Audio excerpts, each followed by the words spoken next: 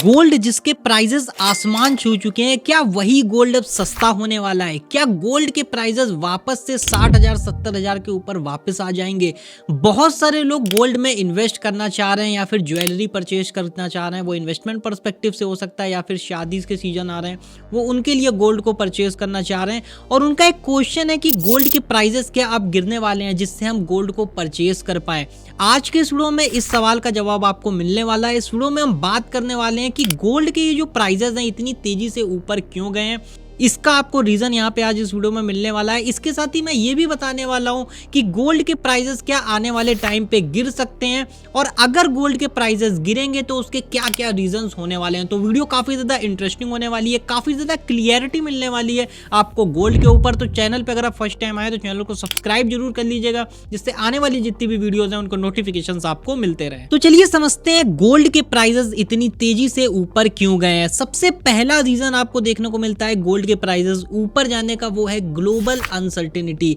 आप देख रहे होंगे जिस तरीके से जियोपॉलिटिकल टेंशन बढ़ रहा था, यहाँ पे टैरिफ वॉर चल रही थी, यूक्रेन रशिया वॉर हो गई, बहुत सारी वॉर्स यहाँ पे आपस में कंट्रीज में चल रही है, इंडिया पाकिस्तान वॉर आपने रिसेंटली देखा। तो ऐसी बहुत सारी अनसर्टेनिटीज देखने को मिल रही है आपको इकोनॉमी के अंदर, जिस वजह से गोल्ड के प्राइजेस काफी तेजी से बढ़ते चले जा रहे हैं। और इकोनॉमी के अंदर जिस तरीके से यहाँ पे इक्विटी मार्केट डाउन होता है, उस समय पे गोल्ड काफी अच्छा परफॉर्म करता है, गोल्ड के प्राइजेस काफी तेजी से बूम करते हैं। तो ये जो इकोनॉमी में अनसर्टेनिटीज देखने को मिल रही है, जियोपॉलिटिकल टेंशन देखने को मिल रहा है, इसके सबसे बड़ा रीजन आपको देखने को मिलता है गोल्ड के प्राइजेस ऊपर जाने का। इसी वजह से जो रिसेंटली गोल्ड के प्राइजेस लगातार इंप्रूव होते चले गए। करंट टाइम पे गोल्ड 1 लाख क्रॉस कर गया था, तो उसका सबसे बड़ा रीजन आपको इकोनॉमिक अनसर्टेनिटी देखने को मिल रही है। बट सिर्फ यही एक रीजन नहीं है जिस वजह से गोल्ड के प्राइजेस इतनी तेजी से ऊपर गए हैं।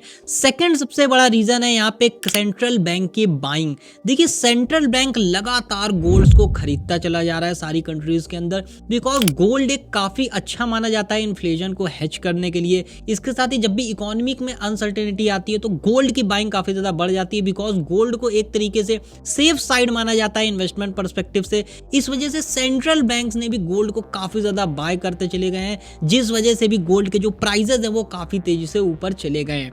एंड थर्ड अगर मेजर रीजन की बात करें तो वो है गोल्ड की एक्चुअल डिमांड, बिकॉज इंडिया के अंदर भी गोल्ड की डिमांड लगातार बढ़ती चली जा रही है। लोग काफी ज्यादा इंटरेस्टेड है गोल्ड को खरीदने में, बट सप्लाई जो है वो लिमिटेड है, जिस वजह से गोल्ड के प्राइसेस जो है वो काफी तेजी से ऊपर चलते चले जा रहे हैं। तो देखिए ये कुछ मेजर रीजंस हैं जिस वजह से जो गोल्ड के प्राइसेस हैं वो काफी तेजी से ऊपर चले गए हैं।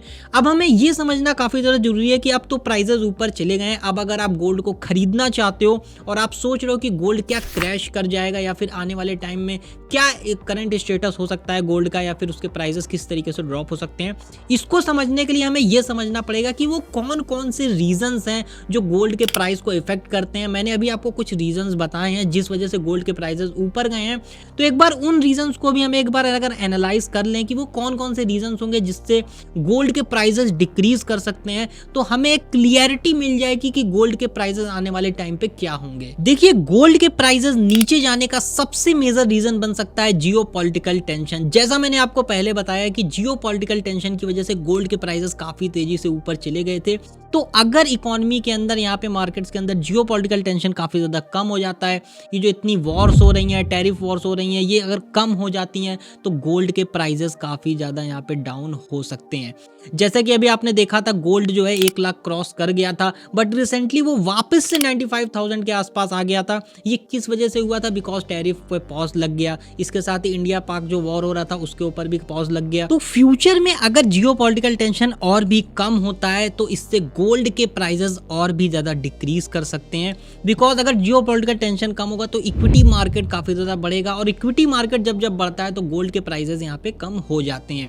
इसके साथ ही सेकंड जो रीजन है जिस वजह से गोल्ड के प्राइसेस कम हो सकते हैं वो है इंटरेस्ट रेट। फेड यहाँ पे अगर आप इंडियन इंटरेस्ट रेट को बढ़ा देता है तो इससे गोल्ड के प्राइजेस पे काफ़ी ज़्यादा इम्पैक्ट पड़ेगा।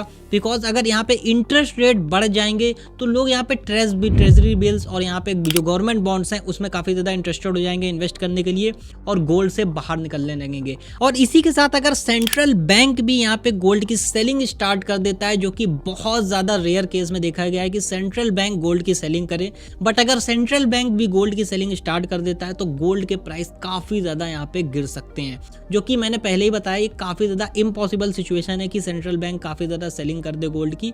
तो ऐसी अगर सिचुएशंस बनती हैं जो मैंने आपको भी बताई हैं तो गोल्ड के प्राइसेस काफ़ी ज़्यादा नीचे जा सकते हैं। अगर हम हिस्ट्री के अंदर देखें, बहुत बार ऐसा हुआ है कि गोल्ड के प्राइसेस एकदम से ऊपर गए हैं, एकदम से नीचे आए हैं, तो ऐसा चलता रहता है, गोल्ड के प्राइसेस ऊपर नीचे होते रहते हैं। अगर आप इन्वेस्टमेंट पर्सपेक्टिव से गोल्ड में इन्वेस्ट करना चाहते हो, अगर आप ये सोच रहे हो कि हमें अभी इन्वेस्ट करना चाहिए या नहीं करना चाहिए, तो देखिए लॉन्ग टर्म के विजन से अगर आप इन्वेस्ट कर रहे हो तो गोल्ड लॉन्ग टर्म में हमेशा ऊपर ही जाने वाला है। तो अगर आप इन्वेस्टमेंट करना चाहते हो तो आप इन्वेस्टमेंट लॉन्ग टर्म को रखते हुए कर दो, जिस वजह से आपको काफी ज्यादा इंपैक्ट देखने को मिलेगा। लॉन्ग टर्म में आप काफी अच्छे यहाँ पे गेंस गोल्ड में पा सकते। और अगर आपका गोल्ड बाय करने का कोर पर्पस अगर इन्वेस्टिंग है तो मैं आपको सजेस्ट करूंगा आप फिजिकल गोल्ड में इन्वेस्ट ना करके आप डिजिटल गोल्ड में इन्वेस्ट करो। और डिजिटल गोल्ड में भी अगर आप गोल्ड ETF में इन्वेस्ट करते हो तो आपको काफी अच्छा बेनिफिट देखने को मिलेगा। इसके साथ ही आप काफी ज्यादा लो कॉस्ट से उसमें इन्वेस्ट कर पाओगे। और ETF आप डायरेक्टली अपने डीमैट अकाउंट के थ्रू इन्वेस्ट कर सकते हो। वैसे अगर आपके पास डीमैट अकाउंट नहीं है तो डिस्क्रिप्शन में हमने फ्री डीमैट अकाउंट के लिंक दे रखे हैं, आप जाके फ्री में अपना डीमैट अकाउंट खुलवा सकते हो। और इसके साथ ही अगर आप गोल्ड में इन्वेस्ट करना चाहते हो, आप समझना चाहते हो कि गोल्ड ETF क्या होता है, कैसे हमें इन्वेस्ट करना चाहिए, कौन कौन से वो तरीके हैं जिससे हम डिजिटली गोल्ड में इन्वेस्ट कर सकते हैं, तो इसके ऊपर हमने प्रॉपर प्लेलिस्ट बनाई हुई है जिसका लिंक आपको डिस्क्रिप्शन में देखने को मिल जाएगा एंड आई बटन में मिल जाएगा। आप जाके उसको चेकआउट करिएगा और उसमें देखने के बाद आप यहाँ पे गोल्ड ETF में भी इन्वेस्ट कर सकते हो। एंड डिस्क्रिप्शन में हमने आपको फ्री डीमैट अकाउंट के लिंक भी दे रखे हैं, तो आप फ्री में वहाँ पे डीमैट अकाउंट ओपन करा के डायरेक्टली वहाँ पे गोल्ड में इन्वेस्ट कर पाओगे। ये वीडियो कैसी लगी आप कॉमेंट सेक्शन में बताइएगा। गोल्ड से रिलेटेड अगर आपका कोई भी डाउट है या क्वेश्चन है तो आप कॉमेंट सेक्शन में पूछ सकते हैं। वीडियो में अगर आप पहली बार आए तो चैनल को सब्सक्राइब कर लीजिएगा, जिससे आने वाली जितनी भी लेटेस्ट वीडियोस हैं उनको नोटिफिकेशन आपको मिलते रहे। मैं मिलता हूँ आपसे नेक्स्ट वीडियो में, तब तक के लिए जय हिंद एंड गुड बाय।